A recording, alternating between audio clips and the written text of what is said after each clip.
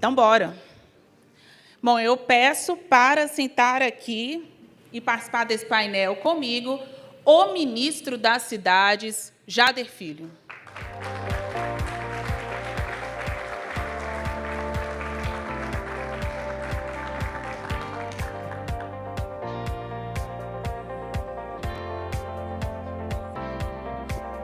Tudo em paz? Sempre, sempre.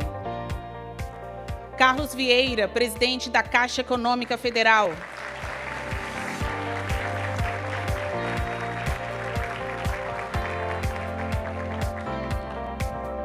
Luiz França, presidente da Abrainc.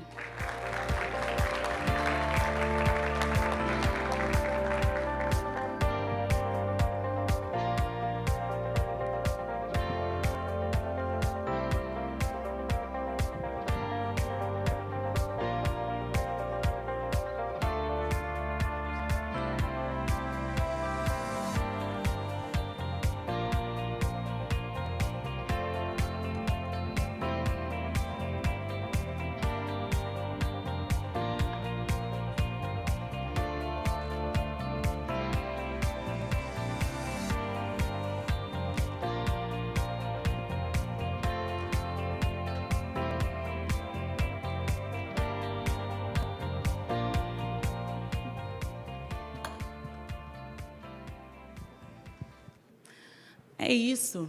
Bom, obrigada pela participação de vocês neste painel para a gente falar sobre novas possibilidades de acesso ao crédito no Brasil.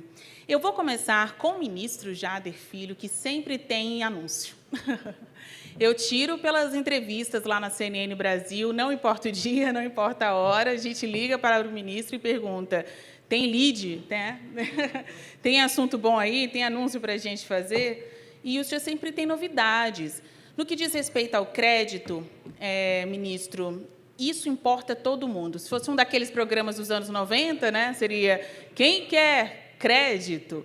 O pequeno, o médio, o grande, todo mundo quer saber se é possível tirar um crédito, seja do financiador público ou privado, para poder investir no seu negócio. De que forma o Ministério das Cidades pode ajudar nisso? Muito bom dia. Bom dia a todos e a todas. Quero primeiro parabenizar a CNN, a pessoa do João Camargo, a você, Basília, e essa plateia extraordinária, e para tratar de um tema tão importante que gera emprego, gera renda. Esse é um dos objetivos centrais do governo do presidente Lula, para que a gente possa fazer com que a economia venha a girar. E primeiro, Basília, eu acredito o seguinte: a gente precisa, de fato, investir em habitação. Eu não acredito, sinceramente, em desenvolvimento econômico, desenvolvimento social, com uma habitação com pouco crédito. Enfim, a habitação não está na sua plenitude dessa força que ela tem.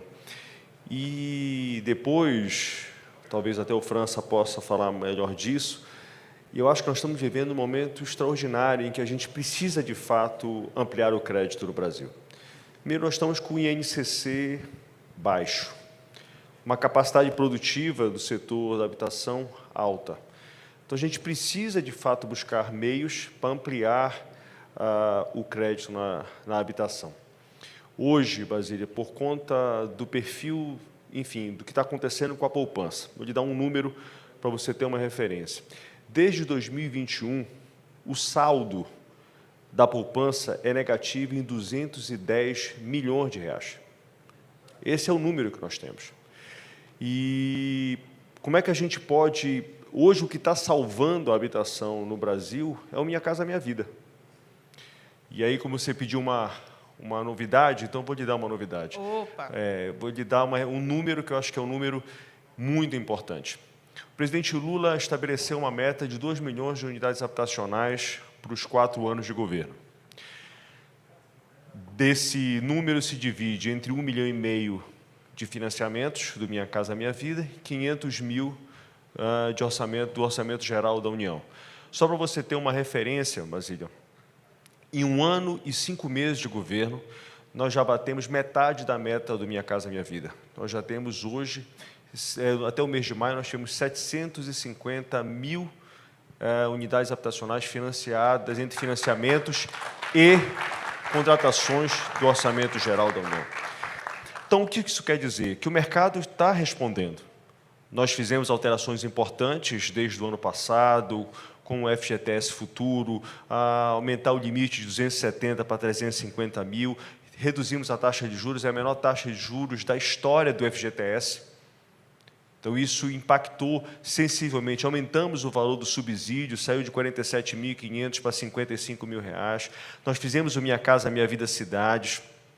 Então, nós temos diversas medidas e, da mesma maneira que o governo agiu de maneira rápida, né? Para lembrar você que, ainda há pouco, o presidente Arthur Lira citou aqui, nós colocamos de pé a medida provisória, Basília, com 40 dias de governo do Minha Casa Minha Vida. Então, nós temos agido com bastante velocidade e o mercado, da mesma proporção, tem respondido a tudo isso. Você tem uma ideia, eu vou dar um outro número importante para você. Só no mês de maio, foram 60 mil novos financiamentos do Minha Casa Minha Vida. Só no mês de maio. Então, para você ver o ritmo que está tomando, mas a gente não pode, a capacidade instalada do setor produtivo, do setor de habitação, ela pode ir além.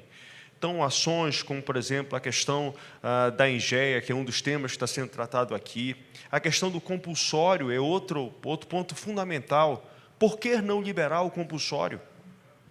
Nós temos hoje, Basília, 110 bilhões no compulsório hoje. Por que não liberar parte disso? A gente entende que não pode ser a totalidade, mas por que não liberar a parte disso? Nós estamos com uma inflação baixa e uma capacidade produtiva alta. Então, não acredito, com esses bancos digitais, que a gente vá ter uma reversão aí com essa taxa de juros que está posta aí. Eu não acredito que vá ter uma reversão na poupança. Repito para você, foram 210 bilhões. 210 bilhões é o saldo de 2021 negativo da poupança. Então, se nós não criarmos alternativas e deixarmos só o Minha Casa Minha Vida, que vai muito bem, enfim, está aqui, todos aqui do setor podem falar melhor do que eu, é o que está hoje salvando o setor da habitação no Brasil, é o Minha Casa Minha Vida. Então, se a gente não criar outras alternativas, eu acho que este fórum aqui ele é fundamental para que a gente possa discutir alternativas que não só serão positivas para o setor da habitação, para a Abrainc, ou para o Fórum Norte-Nordeste, ou para a CEBIC. Eu acho que ele vai ser importante para o país. Então, eu primeiro quero mais uma vez parabenizar a CNN por este tema tão importante, porque eu acho que isso será, essas discussões do que vai partir daqui, eu acho que vai ser muito importante para o desenvolvimento econômico e social do Brasil.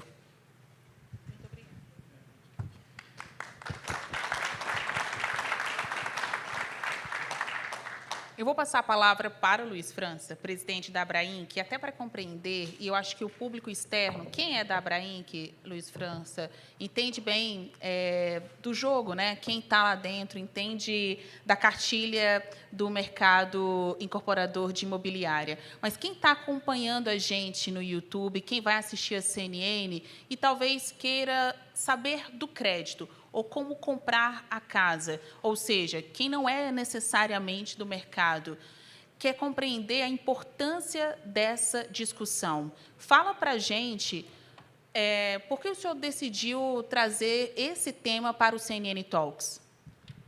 Bom, primeiro eu queria parabenizar o ministro Jader, porque ele deu um contexto fantástico sobre um problema gravíssimo de funding no Brasil. O país tem 7,8 milhões de déficit habitacional. E o Brasil ele cresce. E nos próximos 10 anos, nós vamos precisar construir mais 11 milhões de moradias. Então, quando a gente olha esse cenário, é claro que há necessidade de ter condições para isso. E onde estão as condições? As condições estão em financiar o comprador. Em qualquer lugar do mundo, você compra um imóvel financiado a longo prazo. Isso não é dizer que é no Brasil. Todos os países do mundo você compra. E o Brasil é o que tem o maior gap. tem um ratio que é crédito imobiliário sobre o PIB. Nós estamos em 10%. Então, se você for para outros países, estão 70%, 40%. Por que isso? Será que é justo, né, a gente não dar moradia, dar condições para as pessoas comprarem moradia? Isso depende de uma coisa, de financiamento de longo prazo e taxa de juros. Então, quando a gente fala, quando o ministro Jader comenta aqui, os incorporadores não têm necessidade de recurso. O recurso tem que ir para quem vai comprar os nossos imóveis. Então, nós temos duas grandes fontes de recurso. Uma fonte de recurso é a caderneta de poupança e outra fonte de recurso é o FGTS. O FGTS tem funcionado muito bem, apesar de grandes ataques e apesar de ter um pontinho no FGTS que me preocupa muito, bastante, que é o saque aniversário. Porque muita gente vai ao saque aniversário e depois o banco vem e acaba oferecendo produto para adiantar o saque aniversário. Sr. Luiz França, isso é super popular. E é isso aí que eu gostaria que o senhor respondesse mesmo, para esse público mais amplo, porque saque aniversário parece uma coisa boa, eu vou ali tirar um dinheirinho. Eu vou te dar um exemplo de um funcionário meu. Ele fez o saque aniversário, R$10.000, ele recebeu em torno de R$2.800. Ele fez isso por 10 anos. Passou um tempo, ministro, ele resolveu comprar uma casa. Eu falei, vá ao fundo, você tem dinheiro no fundo? Aí, quando ele foi olhar, ele já não tinha mais aquela poupança no fundo. Então, muitas vezes, as pessoas usam o saque aniversário não da maneira correta, porque o imóvel, para este meu funcionário, por exemplo, ia ser o ativo da vida dele. Ele vai chegar, ele vai ter isso até onde morar. E agora ele está com dificuldade. Então, por isso que eu digo que isso é uma coisa muito importante, que a gente trabalhe corretamente para que as pessoas saibam o que estão fazendo, ou até que essa medida ela seja modificada, né? Para que a gente não induza as pessoas a usarem o dinheiro. Às vezes, esse comprou presente de Natal, é triste, né? E a família ficou contente com isso. E depois, a casa, ele está com dificuldade de comprar. Então, as pessoas têm que entender isso e a gente tem uma discussão ampla. Falando na poupança, tem um ponto também interessante. O ministro já estourou, a caderneta de poupança caiu, negócio sério. E a poupança ela vive do poupador e também ela vive de um investidor que compra letras, são as LCIs. Esse investidor também, pequenos investidores compravam LCIs porque a liquidez era de 90 dias. Então, muita gente tinha uma boa opção de investir dinheiro em LCI com pouco dinheiro. E o prazo mínimo agora passou a ser 1 ano. Então, isso está tirando recurso que poderia estar dentro da poupança para financiar os compradores de imóveis. Então, eu até queria, estou vendo o Guilherme Melo aqui, se eu puder dar uma sugestão, acho que eu já falei isso para ele, até queria sugerir que não mudasse a regra, mas colocasse valores, um determinado valor mínimo para cá até 90 dias e vai subindo isso, tá certo? Até 360 dias. Seria importantíssimo. E outra fundamental é a Engea. A Engea que deve, através do trabalho dela, adquirir carteiras. E quando eu falo adquirir carteiras, eu falo de uma maneira ampla, eu não falo carteira de banco, carteira de incorporadora, nós temos que movimentar o mercado. E a Engea, ela deve ter um papel importantíssimo no futuro, por quê? Hoje o mundo vive de poupança que tem o chamado indexador TR. Muito provavelmente o trabalho da Engea vai propiciar que a gente tenha operações em IPCA, que será o futuro do crédito imobiliário do Brasil quando as taxas de juros estiverem adequadas. Então, aí nós vamos ter um mundo perfeito e a gente vai poder sair desse 10% do PIB e vai poder reduzir o déficit habitacional drasticamente. Só uma pergunta aqui de rebote. Qual o percentual que o senhor acha ideal que o crédito habitacional deveria corresponder no PIB? Tempo. Tempo, deixa eu pegar minha cola. Não, Olha, enquanto isso, avisar o ministro das Cidades que daqui a pouco eu vou lhe perguntar sobre o saque aniversário, porque esta é uma modalidade de saque do FGTS mega popular, nem todo mundo adere, né? Você conseguir tirar um pouquinho do dinheiro do FGTS no dia do seu aniversário, como o Luiz França contou, né, presidente da Abrainc, para o funcionário dele, surgiu como uma boa notícia para um Natal, mas não foi suficiente para a compra da tão sonhada casa própria, né? Bom, a gente tem um patamar ideal na avaliação do senhor? então, eu queria dar dois números. O Reino Unido, 70%, os Estados Unidos está em mais ou menos uns 80%. Então, isso no Brasil não dá para dizer que a gente vai chegar como no Reino Unido, mas se a gente imaginar que a gente tem a capacidade de dobrar o déficit habitacional, desculpa, esse ratio, né, que é crédito imobiliário sobre PIB para 20%, já é um grande crescimento para o país, e um crescimento não só em moradias, um crescimento em emprego, porque esse é o mercado que mais emprega. Então, quando você olha a estatística de emprego, sempre o mercado de imobiliário está na frente. E quando você olha o PIB brasileiro e olha o PIB de construção civil, quando o PIB brasileiro sobe, quem puxa o PIB é o PIB do mercado também. Então, ele tem uma grande importância, não só para o Brasil, mas para qualquer país. Por isso que nos outros países esse ratio é tão alto também. Na mesma linha, agora eu vou falar com o Carlos Vieira, presidente da Caixa Econômica. Carlos, a queda dos depósitos na poupança tem levado os bancos a procurarem as LCIs, letras de crédito imobiliário, mas elas tendem a encarecer as taxas. A Caixa já expressou preocupação com os resultados de 2025, por isso é o mote desta pergunta. Quais as perspectivas do senhor? Bom, primeiramente, gostaria de saudar a mesa, saudar o ministro Jader, um parceirão da Caixa Econômica. O Ministério das Cidades tem feito uma atuação importantíssima na sustentação do desenvolvimento do país via o estímulo e a indução ao crédito imobiliário, conforme já dito pelo ministro. Saudar ao França, o representante de um segmento tão importante.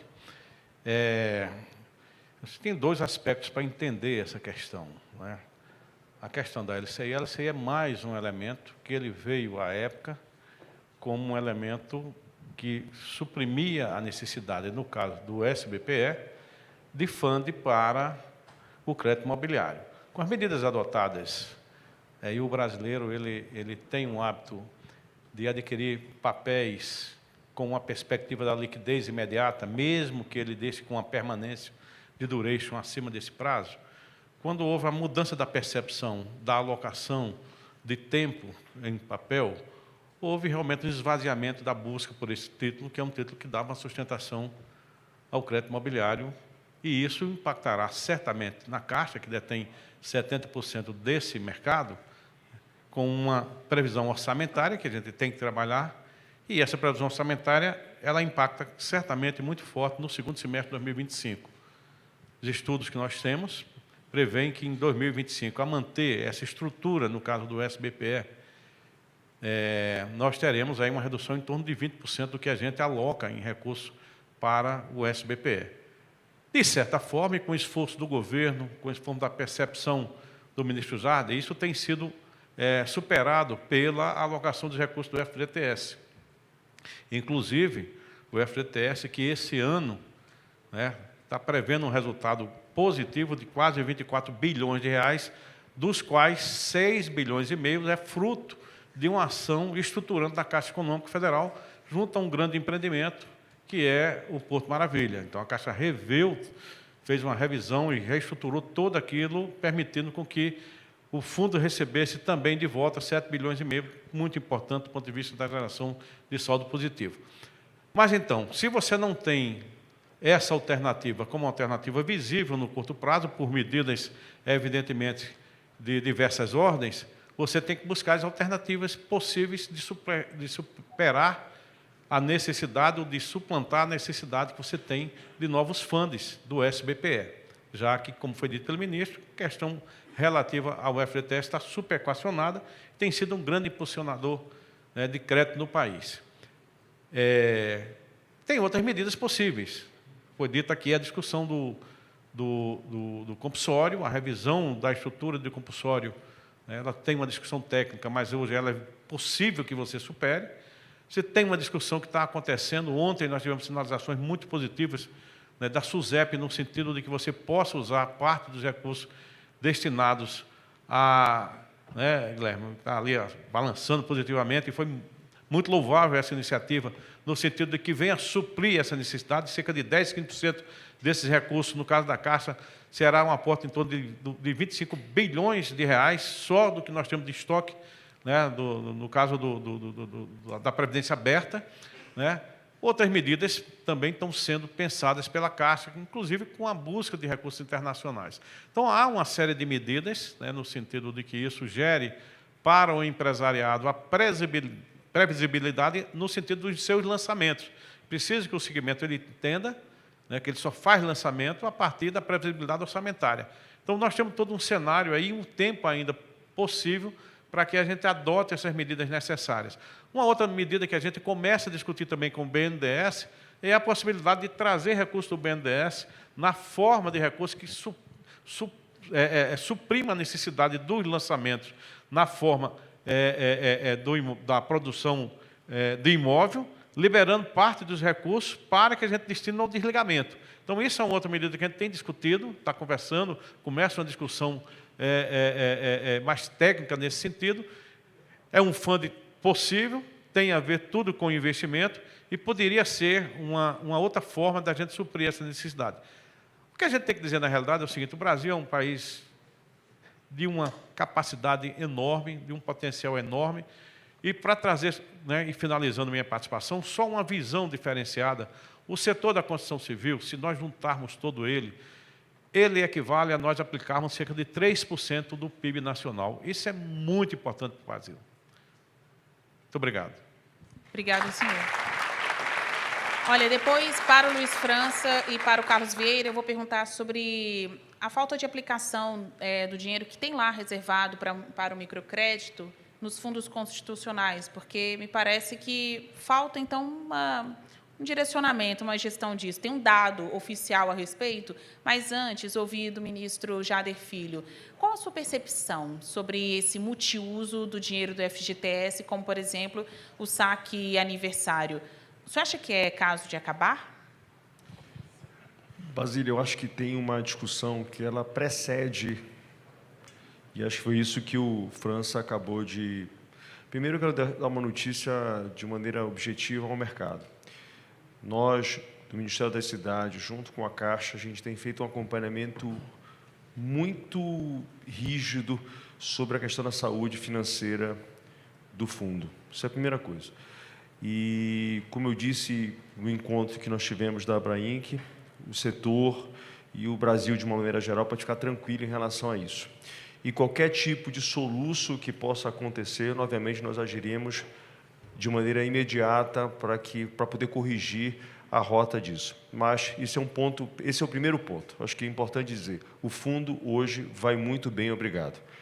Mesmo com o saque aniversário, mesmo com qualquer tipo de ação, esses são os números, o que retratam, obviamente, que nós precisamos ter tranquilidade e nós podemos continuar com os objetivos, com as metas. Então, eu acho que até uma daquelas frases fortes numa entrevista como essa, o FGTS vai muito bem, obrigada. Sem dúvida alguma. E a verdade disso, o ponto central disso, Basília, é que a meta inicial do ano passado, do que foi estabelecido pelo presidente Lula em termos de financiamento, eram de 375 mil unidades habitacionais. Nós alcançamos, no ano passado, um número de 491 mil unidades, com essas ações que eu me referi ainda há pouco para você. Esse ano, a nossa projeção, a meta também era 375 mil, está aqui o Guilherme Melo, que trabalhou junto conosco essa meta, e nós vamos alcançar, no ano de 2020, e 24, número de 550 mil unidades. Essa é a nossa projeção. Então, obviamente, para que a gente chegue nesses números, é porque o fundo está respondendo. Nós não estaríamos agindo dessa maneira para depois o fundo lá na frente ter problema, porque, vamos lembrar, com essa ação que nós temos hoje da poupança, com a ausência de recursos no SBPE, e por isso eu levantei essa discussão na questão do compulsório, é porque, e obviamente também com a questão, e aqui saldo o governador Pimentel em relação a isso, vai dizer que a gente precisa buscar outros meios, outras alternativas. O Brasil precisa pensar em outras alternativas de funding, de investimento, seja na habitação ou de infraestrutura nesse país.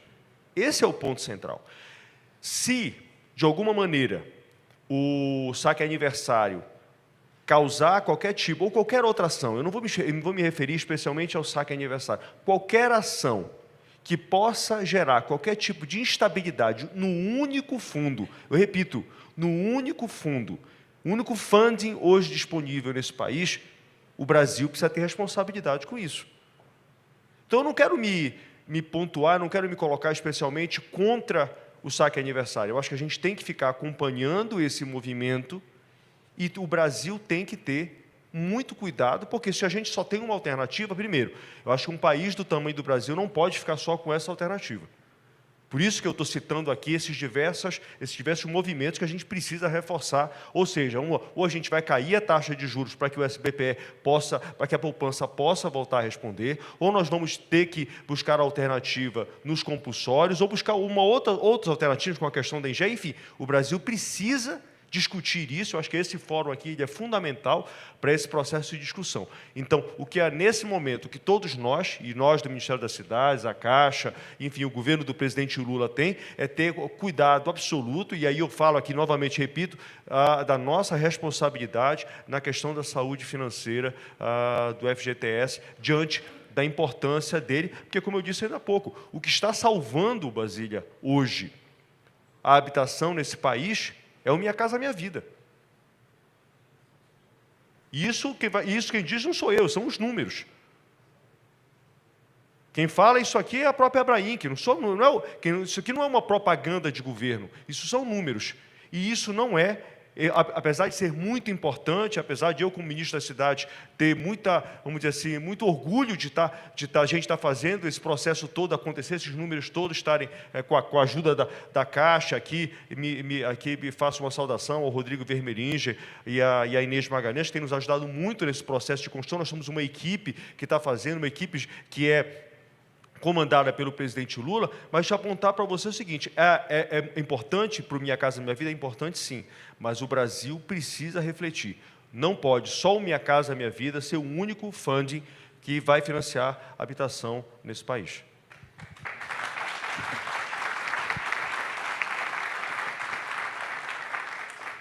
Só queria ressaltar que, quando você fez a pergunta para mim, você perguntou do ponto de vista do comprador de imóvel, que eu te dei um exemplo de uma pessoa física. Então, que na minha fala, eu quero deixar muito claro o meu apoio a tudo que o ministro falou. Eu não falei de sustentabilidade do FGTS, eu falei o que acontece com um comprador de imóvel. Por isso que eu fui muito claro, ministro. Eu disse o seguinte, comprador de imóvel que vai comprar imóvel daqui a um ano e sacar o saque aniversário, ele tem que saber o que ele está fazendo. Foi isso que eu quis dizer. Estamos na Abrainc tranquilos e seguros com o Fundo de Garantia, com a gestão toda do Fundo de Garantia. Queria ressaltar na minha fala isso, deixar muito claro. E também dizer que não podemos ter só um mercado. Mercado de médio padrão é importantíssimo também. E esse mercado, ele não vive sem funding e sem taxa de juros adequadas. E ressaltar aqui o que foi dito, tanto pelo presidente Carlos como pelo ministro, fundamental a redução do compulsório da caderneta de poupança. Nós temos discutido, eu particularmente, tenho discutido isso há quase 2 anos e meio com o Banco Central. Então, e o governo, sei que tem falado, a Caixa Econômica tem falado, porque isso é público. Então, isso seria fundamental para o mercado de médio padrão no Brasil.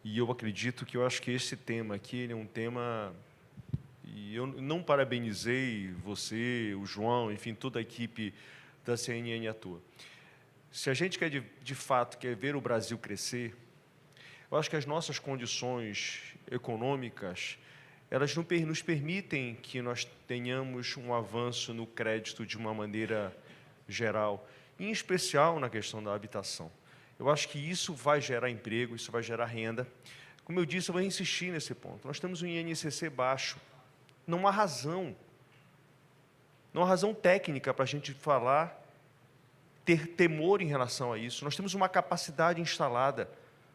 Nós estamos discutindo, por exemplo, a questão do Rio Grande do Sul, com todos os setores, ouvindo diversos vamos dizer, conhecedores de métodos construtivos mais rápidos. É nítido como a indústria da construção civil avançou nas suas tecnologias, avançou nas suas técnicas. Então, eu acho que nós temos um ambiente muito propício. Você veja bem, Basílio, nós estamos falando majoritariamente nos públicos do faixa 1, que é até R$ 2.640, que com essas medidas que nós fizemos, lembrando isso, antes dessas medidas, Basília, o financiamento do FGTS não alcançava, ou alcançava muito, de uma maneira muito incipiente, as famílias do faixa 1. Com essas medidas, nós conseguimos trazer as famílias do faixa 1 para dentro do financiamento, fortalecemos ainda mais o segmento do faixa 2, que são aquelas famílias que ganham até R$ 4.400, e ainda avançamos no faixa 3, que são aquelas famílias que ganham até R$ 8.000. Uma observação importante, Basília, muita gente tem falado sobre o número, sobre o faixa 4. No Procotista, que está dentro do programa do financiamento do governo federal, que é uma das linhas de financiamento que foi fortalecida dentro do governo do presidente Lula, dentro da estratégia do Ministério da Cidade na questão da habitação, Basílio, nós financiamos no ano passado cerca de 64.000 unidades só para acima do faixa 3.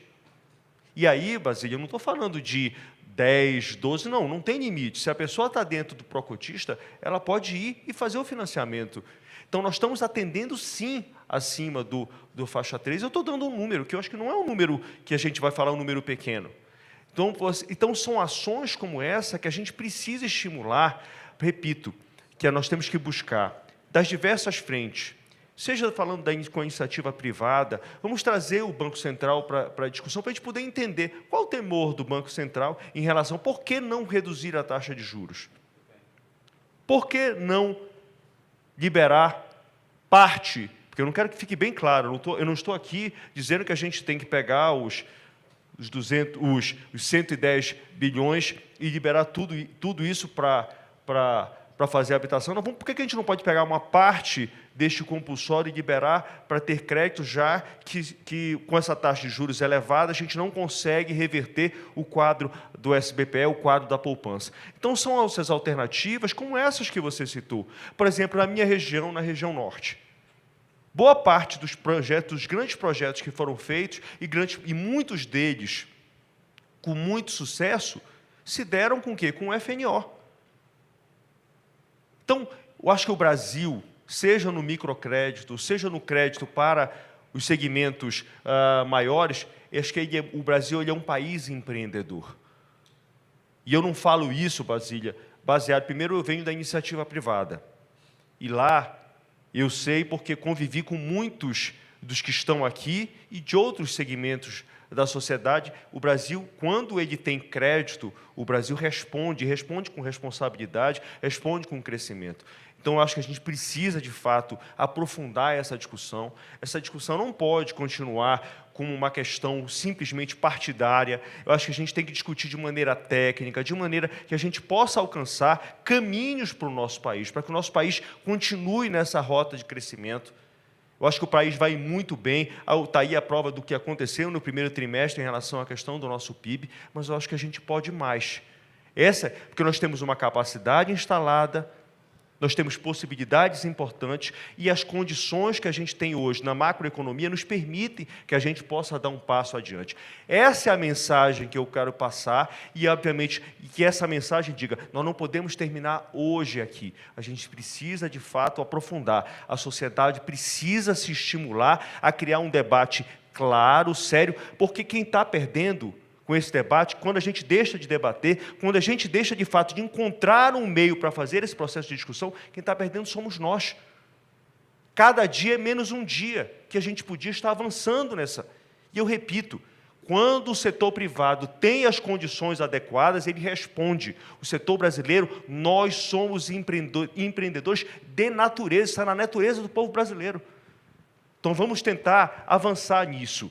Vamos tirar a política desse processo de discussão, vamos tratar de maneira técnica e questionar. Por que não liberar, por exemplo, o compulsório? Por que não reduzir a taxa de juros? Por que só dizer não, não, não e não, sem discutir a razão para o não? Acho que todos nós aqui temos técnicos no Brasil absolutamente qualificados, onde a gente pode chegar num caminho que faça o nosso Brasil continuar nessa rota de crescimento. É essa a vontade do presidente Lula, é essa a vontade de todos nós que estamos participando do governo dele. Muito obrigado. Obrigada, ministro. Bom, com esse forte apelo pela redução da taxa de juros, uma cobrança que não é só sua, né? Eu acho que todo o povo brasileiro, a gente encerra este painel e damos sequência ao nosso CNN Talks.